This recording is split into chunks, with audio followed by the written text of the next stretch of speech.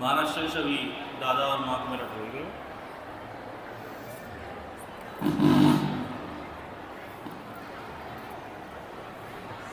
करने से निरंतर विकास या उन्नति होता है। निरंतर age in itself translate to continue age in क्रमानुगति। सत्यांशरण में एक वाणी है, एकानुरक्ति तीव्रता और क्रमानुगति से जीवन सुंदर और सार्थक होता है। एकानुरक्ति एज इन एक किसी आदर्श पुरुष को लेकर चलने से लेकर चलने को एकानुगति कहते हैं। तीव्रता एज इन और फिर उसके बाद क्रमानुगति जो कंटिन्यू, जो हम इष्ट को किसको लेके चलना चाहिए वो है इष्ट। इष्ट आर्जित श्री श्री वर्ता बोलते हैं। इष्ट आर्जित, इसका मतलब ये है जो मंगल है उसको हम लोग इष्ट कहते हैं।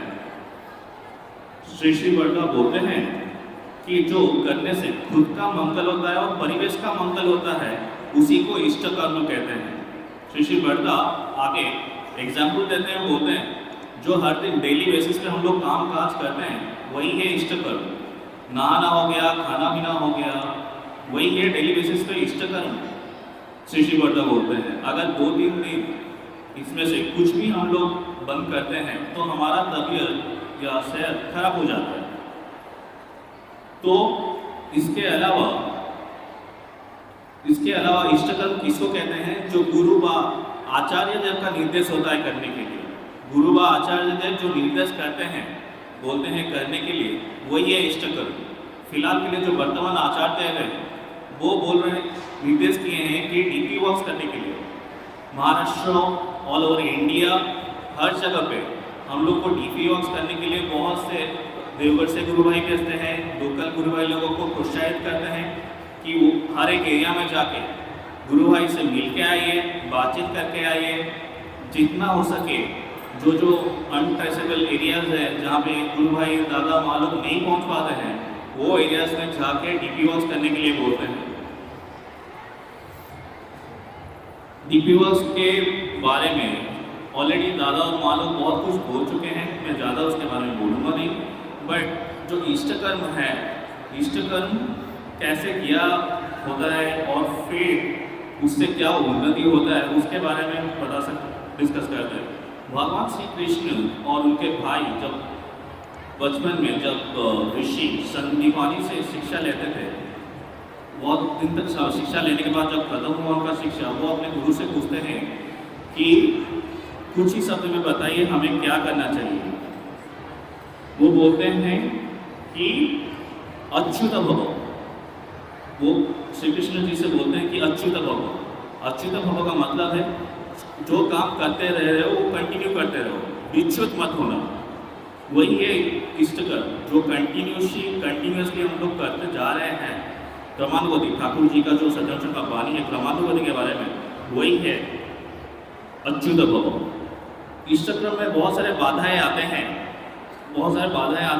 और जैसे एग्जाम्पल आज सुबह उठ के मैंने मॉर्निंग प्रेयर किया, नामदान किया। कल किसी कारणवश मेरे खुद के आलस्य के वजह से या कम्प्लेसिटी के वजह से मैं सुबह उठ के प्रेयर नामदान नहीं कर पाया। तो जो ये सब इश्यूज आ रहे हैं ये सिर्फ ठाकुर जी के कृपा से ही दूर हो सकता है। हम लोग तो दीक्षा लेते हैं, संकल्प करते हैं, तो संकल्प के 4 पॉइंट में से दूसरा पॉइंट ये है कि प्रत्येक बाधा विघ्न मेरे जीवन रुद्धु और अवश्य ना करके जीवन बुद्धि को ज्वलंत करके रखे। ये सब बाधा विघ्न गुरु के कृपा से ही नष्ट दूर हो सकता है। एक एग्जाम्पल के तौर पे कुछ हम लोग महाराष्ट्र के कुछ गुरु भाई जब देवघर गए थे, अभिन दादा बोल रहे थे कि एक लड़का, दादा का जो लड़का है वो आके उनके पास निवेदन कर रहे हैं कि उनके पिता चल नहीं पा रहे हैं, चलने में दिक्कत हो रहा है, खड़े होने में दिक्कत हो रहा है, नी में प्रॉब्लम है, जो है थोड़ा एज होने के बाद जो होता है।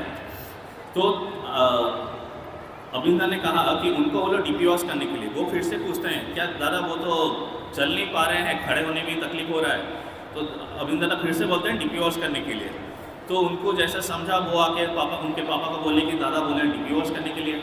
वो बोले ठीक है मैं कोशिश करता हूँ। धीरे धीरे वो मतलब जो भी आसपास के गुरु भाई थे उनके साथ डीपी वॉश में जाने लगे। बट उनको पहले पहले तकलीफ होता चालू हुआ, तो वो जहाँ पे मतलब चलने का थोड़ा बैठ जाते थे, जिसके घर में भी डीपी वॉश करने जाते थे वो वहाँ पे बैठ के डीपी वॉश करते थे। धीरे धीरे करते करते करते करते उनका जो नी का जो प्रॉब्लम था, बैठने का चलने का, वो धीरे धीरे ठीक हो गया।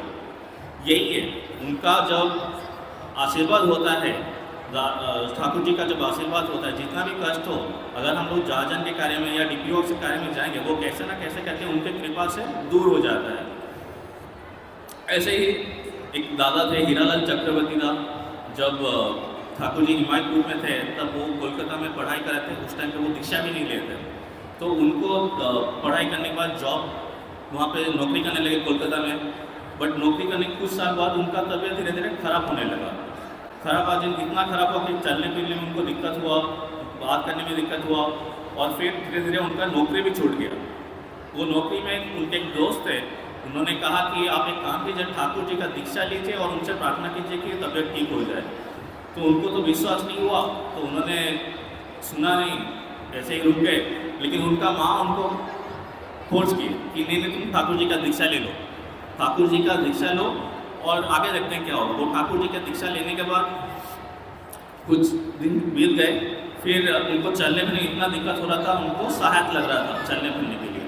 तो 2 डॉक्टर के साथ वो हिमाचल पहुँचे ठाकुर जी के पास, और उनका जितना प्रेस्क्रिप्शंस थे, मेडिकल प्रेस्क्रिप्शंस बिल्स वगैरह जो भी थे, वो ठाकुर जी के पास लेके पहुँचे और ठाकुर जी को दिखाए कि ये मेरा मेडिकल प्रेस्क्रिप्शंस है, इतना सारा लेके आया हूँ, मुझे क्या करना है, मेरा तबीयत खराब है। ठाकुर दूर कुछ नहीं हुआ है तुझे, ये सब दिमाग का व्यथा है और कुछ नहीं है। तो वो बोले क्या करूँ मैं? फिर ठाकुर जी बोले जाजन कर।